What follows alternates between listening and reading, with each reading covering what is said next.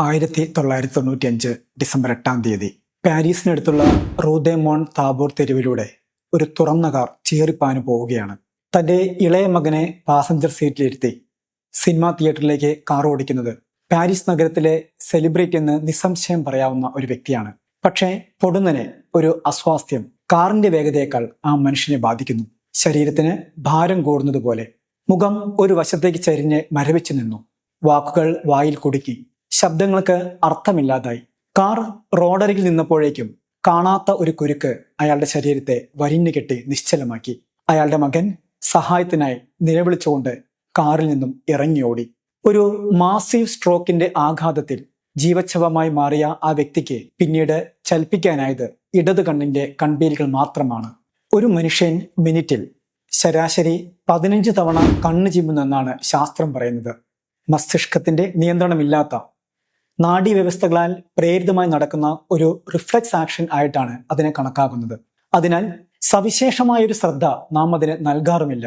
എന്നാൽ നിങ്ങളുടെ പ്രിയപ്പെട്ട ഒരാൾ അബോധാവസ്ഥയിൽ ICUയിൽ കഴിയുന്നു എന്ന് കരുതുക. ആശങ്കയോടും പ്രാർത്ഥനയോടും കൂടെ നിങ്ങൾ പുറത്ത് കാത്തിരിക്കുമ്പോൾ നേഴ്സ് വന്നിട്ട് പറയുകയാണ്, രോഗി കണ്ണ് ചിമ്മുന്നുണ്ട്. ആ നിമിഷത്തിൽ ഇമയനക്കം എന്നത് ഏറെ പ്രാധാന്യമുള്ള ഒരു കാര്യമായി പരിണമിക്കുകയും വലിയ പ്രതീക്ഷയും ആശ്വാസവും നിങ്ങൾക്കത് പകരുകയും ചെയ്യുന്നു. പറവ പോലെ പറന്നു നടന്ന ഒരു മനുഷ്യൻ ആശുപത്രി കിടക്കയിൽ പാറ പോലെ ഉറച്ചുപോയപ്പോൾ തന്റെ മിഴികളിലെ ഇമയനക്കങ്ങളുടെ മാത്രം ബെസ്റ്റ് സെല്ലർ പട്ടികയിൽ ഇടം പിടിക്കാവുന്ന ഒരു പുസ്തകം എഴുതി. വിധിയെ ഇച്ഛാശക്തി കൊണ്ട് തോൽപ്പിച്ച മാനവരാശിയുടെ അതിജീവന പോരാട്ടങ്ങൾക്ക് അതുല്യമായ ഒരു മാതൃക സമ്മാനിച്ച ആ മനുഷ്യന് തീർച്ചയായും നമ്മുടെ ഓർമ്മകളിൽ ഒരിടം നൽകണം. അദ്ദേഹത്തിന്റെ പേരാണ് ഴാൻ ഡൊമിനിക് ബോബി. 1952 ഏപ്രിൽ 23 പാരീസിലായിരുന്നു ഡൊമിനിക് ബോബിയുടെ ജനനം. ഫ്രാൻസിലെ ഏറ്റവും മികച്ച സ്കൂളുകളിലും യൂണിവേഴ്സിറ്റികളിലുമായി പഠനം പൂർത്തിയാക്കിയ ബോബിക്ക് സാഹിത്യത്തിലും പത്രപ്രവർത്തനത്തിലുമായിരുന്നു അഭിരുചി. കോംബാറ്റ് എന്ന ഫ്രഞ്ച് പത്രത്തിലാണ് അദ്ദേഹം തന്റെ ജേർണലിസം കരിയർ ആരംഭിക്കുന്നത്. പിന്നീടാണ് ഫ്രാൻസിലെ പ്രശസ്ത ഫാഷൻ മാഗസിനായ എല്ലിന്റെ എഡിറ്റോറിയൽ ബോർഡിൽ ബോബി അംഗമാകുന്നത്. ചുരുങ്ങിയ വർഷങ്ങൾക്കുള്ളിൽ തന്നെ മാഗസിന്റെ പത്രാധിപ സ്ഥാനത്തേക്ക് അദ്ദേഹം തിരഞ്ഞെടുക്കപ്പെട്ടു. പ്രശസ്തിയിലേക്കുള്ള ബോബിയുടെ യാത്രയിലെ സുപ്രധാന ചുവടുവെപ്പായിരുന്നു ആ നിയമനം. എൽ എന്ന ഫ്രഞ്ച് പദത്തിന് അവൾ എന്നാണ് അർത്ഥം. ഫാഷൻ, ബ്യൂട്ടി, ലൈഫ് സ്റ്റൈൽസ് എന്നിവയിലെ പുതിയ ട്രെൻഡുകൾ, ഉൽപ്പന്നങ്ങളുടെ റിവ്യൂകൾ, പ്രശസ്തരുമായുള്ള അഭിമുഖങ്ങൾ, സിനിമ, പുസ്തക നിരൂപണങ്ങൾ എന്നിവ ഉള്ളടക്കമായി വരുന്ന എൽ മാഗസിന് ലോകമെമ്പാടുമായി 45 എഡിഷൻസ് ഉണ്ടായിരുന്നു. 33 ലക്ഷത്തോളം വായനക്കാരുള്ള ആ വലിയ സ്ഥാപനത്തിന്റെ തലപ്പത്ത് എത്തിയതോടെ ആഡംബരത്തിന്റെയും ആഘോഷത്തിൻ്റെതുമായ ഒരു ശൈലിയിലേക്ക് ബോബിയുടെ ജീവിതം വഴുതിമാറി. അക്കാലത്താണ് ഫ്രഞ്ച് നടിയായ സിൽവി റൂഷ് ഫുക്കോയുമായി ബോബി പ്രണയത്തിലാകുന്നത്. ആ ബന്ധത്തിൽ അവർക്ക് 2 ആൺമക്കളും ഉണ്ടായി. നിയമപരമായ ഒരു വിവാഹ ബന്ധത്തിലേക്ക് ബോബിയും സിൽവിയും പ്രവേശിച്ചില്ലെങ്കിലും കുടുംബമെന്ന് ബോബി സൂചിപ്പിക്കുമ്പോഴൊക്കെ തെളിഞ്ഞു വന്നത് സിൽവിയുടെയും 2 പുത്രന്മാരുടെയും മുഖങ്ങളാണ്. എന്നാൽ ഫ്ലോറൻസ് ബെൻ സദൂൻ എന്ന ജേർണലിസ്റ്റുമായുള്ള അടുപ്പം ആ കുടുംബചിത്രത്തിൽ പോറലേൽപ്പിച്ചിരുന്നു എന്നതും ഒരു യാഥാർത്ഥ്യമാണ്. സാഹിത്യത്തിലും തൽപരനായിരുന്ന ബോബി പ്രശസ്ത പബ്ലിഷിംഗ് കമ്പനിയായ റോബേർ ലെഫോണുമായി ഒരു പുസ്തകം എഴുതാനുള്ള കരാറിൽ എത്തിയിരുന്നു. മോണ്ടിക്രിസ്റ്റോ പ്രഭുവിന്റെ കഥയുടെ ഒരു സ്ത്രീപക്ഷ ആഖ്യാനമായിരുന്നു ലക്ഷ്യം. അതിന്റെ ചിന്തകളും ചർച്ചകളും പുരോഗമിക്കുന്നതിനിടയിലാണ് പ്രാരംഭത്തിൽ സൂചിപ്പിച്ച ആ വലിയ ദുരന്തം ബോബിയെ തേടിയെത്തിയത്. ഒരു പുതിയ പുസ്തകം ഒരു പുതിയ ശൈലിയിൽ എഴുതാനുള്ള നിയോഗത്തിലേക്കാണ് ബോബിയെ അത് കൊണ്ടുചെന്നെത്തിച്ചത്.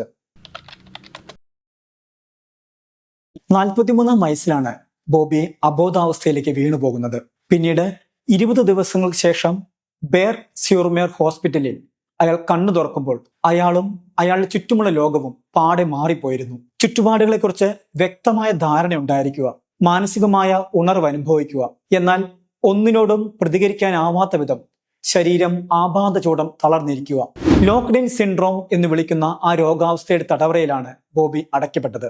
അപ്പോഴും അയാളുടെ കണ്ണുകൾ തുറന്നിരുന്നു. കേൾവിയും നഷ്ടമായിട്ടുണ്ടായിരുന്നില്ല. പക്ഷേ ചലിക്കാൻ ശേഷിയുണ്ടായിരുന്നത് ഇടതു കണ്ണിന്റെ ഇമകൾക്ക് മാത്രം. കടൽ തീരത്തോട് ചേർന്ന് കിടക്കുന്ന ഒരു ആശുപത്രിയാണ് ബെർ സ്യൂർമേർ. അവിടുത്തെ സ്റ്റാഫിന്റെയും ബോബിയുടെ പ്രിയപ്പെട്ടവരുടെയും സ്നേഹവും കരുതലും നിരാശയുടെ പടുകുഴിയിൽ നിന്നും പതുക്കെ കരകയറാൻ അയാൾക്ക് ബലവും പ്രതീക്ഷയും പകർന്നു. വീൽ ചെയറിലിരുന്ന് ആശുപത്രി പരിസരവും ബീച്ചുമൊക്കെ ചുറ്റിവരാൻ അവർ ബോബിയെ സഹായിച്ചു. താൻ രോഗക്കിടക്കയിൽ ബന്ധനസ്ഥനായിരിക്കുന്നത് പോലെ തന്നെ സ്നേഹിക്കുന്നവർ തനിക്ക് ചുറ്റും ബന്ധിക്കപ്പെട്ടിരിക്കുകയാണ് ചിന്ത ആ ദിവസങ്ങളിൽ ബോബിയെ വല്ലാതെ അലട്ടി. ഈ സന്ദർഭത്തിലാണ് തന്റെ പുസ്തകത്തിൽ കാവൽ മാലാഖ എന്ന് ബോബി വിശേഷിപ്പിച്ച സാന്ദ്രീൻ ഫിഷു എന്ന സ്പീച്ച് തെറാപ്പിസ്റ്റിന്റെ കടന്നുവരവ്. മുറിയുടെ വാതിലടയ്ക്കുക, ടെലിവിഷന്റെ ശബ്ദം കുറയ്ക്കുക തുടങ്ങി തന്റെ ഏറ്റവും ചെറിയ ആഗ്രഹങ്ങൾ പോലും മനുഷ്യരെ അറിയിക്കാൻ ബോബിക്ക് ചെയ്യാൻ സാധിച്ചിരുന്നത് കണ്ണിമകളെ തുറന്നടയ്ക്കുക എന്നതായിരുന്നല്ലോ. ആ സാധ്യതയെ പ്രയോജനപ്പെടുത്താനാണ് സാന്ദ്രീൻ ശ്രമിച്ചത്. ഫ്രഞ്ച് അക്ഷരമാലയിലെ അക്ഷരങ്ങളെ അവയുടെ ഫ്രീക്വൻസി ഓർഡറിൽ എഴുതിയ ഒരു ബോർഡുമായിട്ടാണ് ഒരു ദിവസം അവൾ ബോബിയുടെ അരികിലെത്തിയത്. ഫ്രീക്വൻസി ഓർഡർ എന്നത് ഒരു ഭാഷയിൽ കൂടുതൽ ഉപയോഗിക്കുന്ന ക്രമത്തിൽ അക്ഷരങ്ങളെ വിന്യസിക്കുക എന്നതാണ്. ഫ്രഞ്ച് ഭാഷയിൽ അതിന്റെ ക്രമം ESARINTUL എന്നിങ്ങനെയായിരുന്നു. കേൾക്കുന്നതോ കാണുന്നതോ ആയ അക്ഷരമാലയിൽ നിന്ന് അക്ഷരങ്ങളെ തിരഞ്ഞെടുക്കേണ്ടത് എങ്ങനെയെന്ന് സാന്ദ്രീൻ ബോബിയെ പരിശീലിപ്പിച്ചു. ഒരു തവണ കണ്ണു ചിമ്മിയാൽ അതെ എന്നും 2 തവണ കണ്ണു ചിമ്മിയാൽ അല്ല എന്നുമുള്ള ഒരു കമ്മ്യൂണിക്കേഷൻ സിസ്റ്റം അങ്ങനെ അവർ വളർത്തിയെടുത്തു. ബോബിക്കും സാന്ദ്രീനുമിടയിൽ രൂപപ്പെട്ട ഈ ആശയവിനിമയത്തിന് ഇടയിലാണ് ബോബി ഒരു പുസ്തകം എഴുതാനുള്ള കരാറിൽ ഒപ്പിട്ടിരുന്നു എന്ന വസ്തുത സാന്ദ്രീൻ തിരിച്ചറിയുന്നത്. ആ സ്വപ്ന സാഫല്യത്തിനായി അവൾ പബ്ലിഷറുമായി ബന്ധപ്പെട്ടു. അസാധ്യമെന്നും അവിശ്വസനീയമെന്നും പ്രതികരിച്ച പ്രസാധകരോട് സാന്ദ്രീൻ പറഞ്ഞത് ഒറ്റ കാര്യം മാത്രമാണ്: ക്ഷമയോടെ എഴുതാനുള്ള ഒരാളെ കിട്ടിയാൽ പുസ്തകം യാഥാർത്ഥ്യമാകും.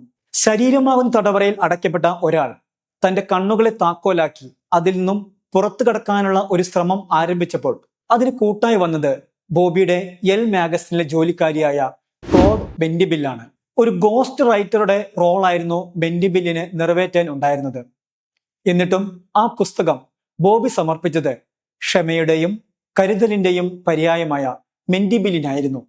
The diving bell and the butterfly എന്നാണ് ബോബി തന്റെ ഓർമ്മക്കുറിപ്പുകൾക്ക് ഇട്ട പേര്. ആഴിയുടെ ആഴങ്ങളിലേക്ക് ഇറങ്ങാൻ മുങ്ങൽ വിദഗ്ധർ ഉപയോഗിക്കുന്നതും ഓക്സിജൻ സപ്ലൈ ഉള്ളതുമായ ഇരുമ്പ് കവചമാണ് ഡൈവിംഗ് ബെൽ. അതിൽ കുരുങ്ങിപ്പോയ ഒരു ചിത്രശലഭത്തോടാണ് ബോബി സ്വയം ഉപമിച്ചത്. കടലിനടിയിൽ തളച്ചിട്ട അവസ്ഥയിലായിരുന്നുവെങ്കിലും കടൽ പോലെ വിശാലമായിരുന്നു ബോബിയുടെ ചിന്തകളും ഭാവനകളും. ആ ഭാവനകളെയും ഓർമ്മകളെയും ജീവിത കാഴ്ചപ്പാടുകളെയും കൃത്യമായി കൂട്ടിയിണക്കുന്ന രീതിയിലായിരുന്നു പുസ്തകത്തിന്റെ ഘടന. ദിവസവും രാവിലെ മെന്റിബിൽ അക്ഷരങ്ങൾ എഴുതിയ ബോർഡും എഴുതാനുള്ള സാമഗ്രികളുമായി ബോബിയുടെ മുറിയിലെത്തും. അതിനു മുൻപ് തന്നെ എഴുതേണ്ട വിഷയങ്ങളും വാക്കുകളും ബോബി മനസ്സിൽ തീരുമാനിച്ച് ഉറപ്പിച്ചിട്ടുണ്ടാകും. മെന്റിബിൽ അക്ഷരങ്ങളെ ഉറക്കെ വായിക്കുമ്പോൾ താൻ ആഗ്രഹിക്കുന്ന അക്ഷരങ്ങളെ തിരഞ്ഞെടുക്കാൻ 1 തവണയും അല്ലാത്തവയെ ഒഴിവാക്കാൻ 2 തവണയും ബോബി കണ്ണു ചിമ്മി. തീവ്രവേദന ഉളവാക്കുന്നതും ഒച്ചിഴയുന്ന വേഗത്തിൽ ഉള്ളതുമായ ആ പ്രയാണത്തിൽ ഒരു വാക്ക് പൂർത്തിയാക്കാൻ ഏകദേശം 2 മിനിറ്റ് വേണ്ടി വന്നു. അങ്ങനെ ദിനംപ്രതി 3 മണിക്കൂർ അധ്വാനിച്ച് 10 മാസം കൊണ്ട് അവർ ഒരു ലോകാത്ഭുതം സൃഷ്ടിച്ചു. 130 പേജുള്ള ആ വിസ്മയം തീർക്കാൻ 2 ലക്ഷം തവണയാണ് തളർച്ചകൾക്കിടയിലും ബോബി ഇടത് കണ്ണിലെ പേശികളെ ചലിപ്പിച്ചത്. ആ എഴുത്തു ശൈലിയെപ്പറ്റി അദ്ദേഹം തന്നെ കുറിച്ചത് ഇങ്ങനെയാണ്: എനിക്ക് ഒരു തമാശ പറയണമെന്നുണ്ട്, പക്ഷേ എൻ്റെ ആശയവിനിമയ സംവിധാനം തമാശകൾക്ക് യോജിച്ചതല്ല. മൂർച്ചയേറിയ വാളാണെങ്കിൽ പോലും പുറത്തെടുക്കാൻ ഏറെ സമയമെടുക്കുമ്പോൾ അത് മങ്ങുകയും താഴെ വീഴുകയും ചെയ്യും. ഒരു ലോക്ക്ഡ് ഇൻ സിൻഡ്രോം രോഗിയുടെ ദിനചര്യകളെന്ന് ഒറ്റ വാക്കിൽ the diving bell and the ബട്ടർഫ്ലൈയെ വിശേഷിപ്പിക്കാമെങ്കിലും തൻ്റെ ഭൂതകാലവും വർത്തമാനവും ആശുപത്രിയിൽ അനുഭവിക്കുന്ന കരുണാർദ്രമായ പരിചരണങ്ങളും പൂർവ്വകാലത്തെ തൻ്റെ സ്നേഹക്കുറവുകളും 26 അധ്യായങ്ങളിലായി എഴുത്തുകാരൻ വിവരിച്ചിട്ടുണ്ട്. 1997 മാർച്ച് 7-നാണ് പുസ്തകം ഫ്രാൻസിൽ പ്രസിദ്ധീകരിച്ചത്. അന്നു തന്നെ 25,000 കോപ്പികളാണ് വിറ്റുപോയത്. ഒരാഴ്ചയ്ക്കുള്ളിൽ 1.5 ലക്ഷം കോപ്പികൾ മനുഷ്യർ വാങ്ങിക്കൂട്ടി. യൂറോപ്പിലെങ്ങും ആഴ്ചകളോളം ബെസ്റ്റ് സെല്ലർ പട്ടികയിൽ 1-ാം സ്ഥാനത്തായിരുന്നു ബോബിയുടെ പുസ്തകം. 42 ഭാഷകളിലേക്കാണ് പുസ്തകം പിന്നീട് വിവർത്തനം ചെയ്യപ്പെട്ടത്. ഡൈവിംഗ് കവചവും ചിത്രശലഭവും എന്ന പേരിൽ ഡോക്ടർ ബി ഉമാദത്തനും പ്രൊഫസർ ബി ലളിതയും ചേർന്ന് 2015 മലയാളികൾക്കായി അത് തർജ്ജമ ചെയ്തിട്ടുണ്ട്. പുസ്തകത്തിന്റെ സ്വീകാര്യത വാനോളം ഉയർന്നത് കാണാൻ കാത്തു നിൽക്കാതെ പുസ്തകമിറങ്ങി രണ്ടാം നാൾ 1997 മാർച്ച് 9 ബോബിയുടെ ആത്മാവാകുന്ന ചിത്രശലഭം നിത്യതയിലേക്ക് പറന്നുയർന്നു. വിയോഗത്തിന് തൊട്ടു മുൻപ് ലോക്ക്ഡൌൺ സിൻഡ്രോം രോഗികളെ സാമ്പത്തികവും സാങ്കേതികവുമായി സഹായിക്കാൻ എലിസ് എന്ന പേരിൽ ഒരു ജീവകാരുണ്യ സംഘടനയ്ക്ക് രൂപം കൊടുത്തുകൊണ്ട് മനുഷ്യരുടെ നിസ്സഹായതകളെ തന്നാലാവും വിധം ബോബി ലഘൂകരിച്ചു എന്നതും ഇതോടൊപ്പം ചേർത്ത് വായിക്കണം. ചലനമറ്റ് കിടന്ന ബോബിയുടെ ജീവിതകഥ അദ്ദേഹത്തിന്റെ മരണശേഷം എഴുത്തുകളിലൂടെയും ചലച്ചിത്രങ്ങളിലൂടെയും ലോകസഞ്ചാരം തുടർന്നു. അദ്ദേഹം ആശുപത്രിയിലായിരിക്കുമ്പോൾ തന്നെ ചിത്രീകരിച്ച ലോക്ക്ഡൌൺ സിൻഡ്രോം എന്ന ഡോക്യുമെന്ററി അദ്ദേഹത്തിന്റെ മരണവാർത്ത മാധ്യമങ്ങളിൽ നിറഞ്ഞു നിന്ന സമയത്തു തന്നെ കനാൽ പ്ലൂ എന്ന ചാനൽ പ്രക്ഷേപണം ചെയ്യുകയുണ്ടായി.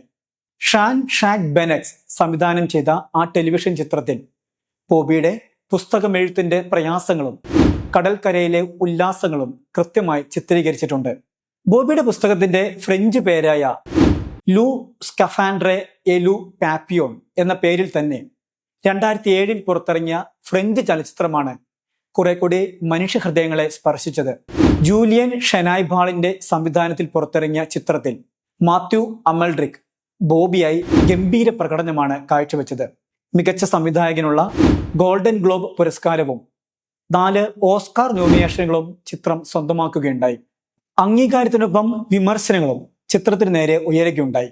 ബോബിയുടെ മക്കളുടെ അമ്മയായ സിൽവിയയ്ക്കും ഫ്ലോറൻസ് എന്ന കൂട്ടുകാരിക്കും അയാളോടുണ്ടായിരുന്ന മനോഭാവങ്ങളെ ചിത്രീകരിച്ചതിലെ പാളിച്ചകളെ പറ്റിയായിരുന്നു പ്രധാന വിമർശനം. സിൽവിയെ മാത്രം സ്നേഹമയായി ചിത്രീകരിച്ച സിനിമയിൽ നിന്നും വ്യത്യസ്തമായിരുന്നു യാഥാർത്ഥ്യമെന്ന് ബോബിയുടെ ഏറ്റവും അടുത്ത സുഹൃത്തുക്കൾ പോലും പരസ്യമായി പ്രസ്താവിക്കുകയുണ്ടായി. കാവ്യാത്മകമായ ചിത്രത്തിന്റെ അവതരണം രോഗപീഠകളുടെ കാഠിന്യം മറച്ചുവെച്ചു എന്നതായിരുന്നു മറ്റൊരു ആരോപണം. സിനിമയെ സംബന്ധിച്ച് ഭിന്നാഭിപ്രായങ്ങൾ ഉണ്ടെങ്കിലും പുസ്തകം ഒരു വിസ്മയവും വെല്ലുവിളിയുമായി ഇപ്പോഴും നമുക്ക് മുൻപിൽ നിലനിൽക്കുന്നു. ഒരു ചെറിയ കുറിപ്പ് എഴുതുമ്പോഴുള്ള നമ്മുടെ അവസ്ഥകളെ പറ്റി ഒന്ന് ചിന്തിക്കുക. എഴുതാനിരിക്കുമ്പോഴുള്ള സ്വാതന്ത്ര്യം, കൈവിരലുകളുടെ ചലനങ്ങൾ, മടുപ്പ് തോന്നുമ്പോഴുള്ള എഴുന്നേറ്റ് നടക്കൽ, ക്ഷീണം മാറാനുള്ള ഒരു കപ്പ് കാപ്പി, മിന്നൽ പിണർ പോലെ ഒരു ആശയം വന്ന് മനസ്സിൽ തട്ടുമ്പോൾ കയ്യെത്തും ദൂരത്ത് നിന്ന് എടുക്കാവുന്ന പേനയും പേപ്പറും, ഇതൊന്നുമില്ലാതെ ഒരു കണ്ണു മാത്രം ചലിപ്പിച്ചാണ് ഒരു മനുഷ്യൻ ഒരു ഗ്രന്ഥം പൂർത്തിയാക്കിയത് എന്നത് മരണത്തോളം ഉള്ളിൽ സൂക്ഷിക്കേണ്ട ഒരു സർഗാത്മക ഓർമ്മയാണ്. പരാജയങ്ങളും അവഗണനകളും സാമ്പത്തിക പരാധീനതകളും രോഗപീഠകളും മൂലം ജീവിതം വഴിമുട്ടി എന്ന് തോന്നുമ്പോൾ ഒരു ചുവട് മുന്നോട്ട് വെക്കാൻ ആ ഓർമ്മ നിങ്ങളെ സഹായിക്കുമെന്നത് ഉറപ്പ്. ഓർമ്മകളിൽ ഒരിടം തേടിയുള്ള ഈ യാത്ര നിങ്ങൾക്കൊപ്പം തുടരാനാകുമെന്ന പ്രതീക്ഷയോടെ.